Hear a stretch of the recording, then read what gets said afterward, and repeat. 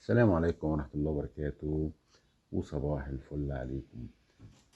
في موضوع مهم أوي، اسمه الفطور أينس. الفطور أينس دوت اللي هو البسيط، يعني بتجيب الفعل اللي هو فيردن زائد المصدر في النهاية. لكن الفكرة في الفطور سباي اللي هو قدامكم ده. الفطور سباي دوت معناه المستقبل، زي الفطور اينس بالظبط، يعني صيغة المستقبل الايه التام.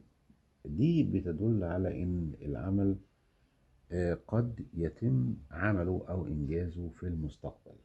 يعني دلوقتي انا اقول ايه، ياه ده انا يا رب يكون مثلا الايه الحصة ما تخلصش قبل الساعة. لا، ده انت كنت هتبقى موجود، او ممكن نكون موجودين، او هيكون موجود في الوقت ده. هكون موجود في الوقت ده. احفظوا الحتة دي عشان مهمة. هكون موجود في الايه في الفترة دي، او في التوقيت ده، او في الساعة دي. دي صيغة المستقبل بتتكون من ايه؟ الفوتور تسواي، بلاش بقى المستقبل التام، نقول الفوتور تسواي بيتكون من فيرجن زائد البيرفكت زائد هابن او زين، زائد هابن او زين تاني، فيرب المصرف زائد البيرفكت زائد هابن أو زين. معروف إن هابن مع أفعال السكون. الله. طيب وزين مع أفعال الحركة. تعالوا نشوف إيه أمثلة ونحفظ الصيغة دي كويس جدا، عشان في الامتحان الباوشتايني بالنسبة للناس اللي عندهم امتحانات البي 2 والبي اينس بيجيب لي فراغات ويقول لي اكمل، ويجيب لي اختيارات. خلي بالي لو انا مش عارف الصيغه دي مش هقدر احل سؤال الباوشتاين.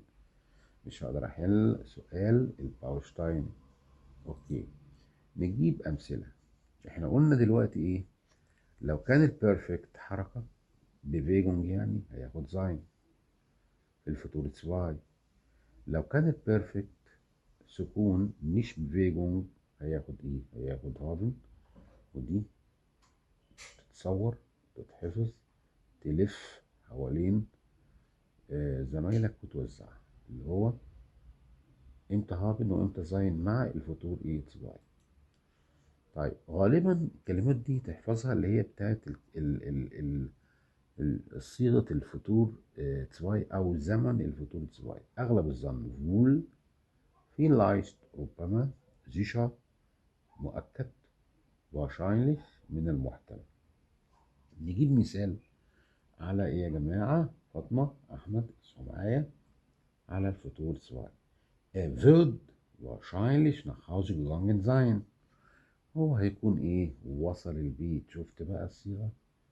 طبعا ما فيش حد، يعني معلش يا جماعة، في ناس يعني ما بتحاولش او تعرف توصل المعلومة بتاعت الايه الازمنة.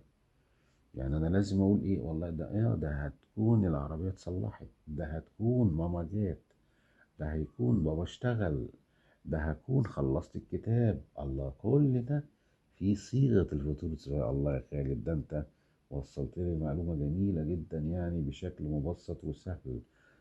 طب عايز اقول دلوقتي ايه؟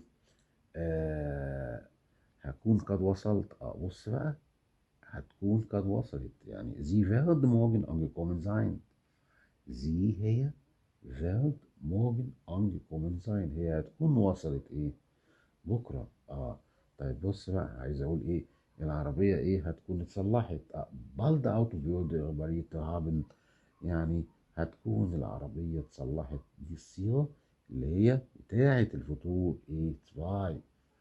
In 3 Jahren würden wir Deutsch gelernt haben. بصوا بقى، في خلال 3 سنين هنكون اتعلمنا، الالماني. يعني بص بقى المستقبل البعيد. بص، شايف مستقبل الايه او الفطور سواي، فطور سواي، فطور سواي. اهم حاجه نحفظ الايه في الفطور سواي، التركيبه دي فيردن بيرفكت. جيلات بياخد ايه؟ ليرن بياخد هابن. الله، إيه الشرح الجميل ده؟ والفعل بياخد ايه هنا؟ لو حركه بياخد ايه؟ بياخد sein. In 3 Jahren werden wir Deutsch gelernt haben. في خلال 3 سنوات هكون قد تعلمنا. In Mai werde ich mein Studium geschaffen haben. في شهر مايو أكون قد خلصت. يا ده في شهر مايو اللي جاي. ياه ده أنا أكون خلصت دراستي واشتغلت كمان. In Mai werde ich mein Studium geschaffen haben. يعني في شهر مايو هكون قد خلصت إيه أو أنهيت دراستي. wird schon nach Hause gegangen sein. يعني هو هيكون رجع بالفعل إلى الإيه؟ إلى المنزل. هنا خدنا جيهن معاه زين. ليه؟ عشان جيهن ده حركة، وبالتالي في الفوتور تسواي بنحط زين في الآخر وليس إيه؟ وليس هابن. نعمل أمثلة كتير على الفوتور تسواي zu Hause عشان نفهمه أكتر. Das wird wahrscheinlich so gewesen sein. ده تعبير في الفوتور تسواي، وده معناه إيه؟ هو ده اللي هيحصل. هو ده اللي هيحصل. Das wird wohl funktioniert haben. هو ده اللي هيتم.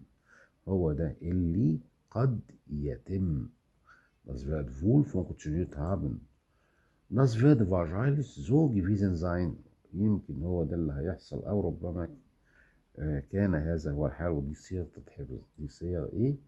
تتحفظ. طيب عايز أقول دلوقتي هكون قد انتهيت من هذا الكتاب الأسبوع المقبل. Ich würde das Buch nächste Woche zu Ende gelesen haben. يعني هكون قد خلصت الإيه أو أنهيت هذا الكتاب. Ich würde das Buch nächste Woche zu Ende gelesen haben. Ich werde das Buch nächste Woche zu Ende gelesen haben. طيب نحفظ الصيغة دي كويس جدا يا جماعة. ده كان ملخص بسيط للفوتور سواي. ما تنسوش يا جماعة اللايك، عشان انتوا ايه بخلانين عليا قوي، او انا زعلان منكم. يعني تجيب الماوس كده على لايك وتدوس لايك وخلاص، هو ده المطلوب منك. وما تنساش دعوة حلوة. كان معاكم مستر خالد النجار. بيس zum nächsten Mal. تشوس.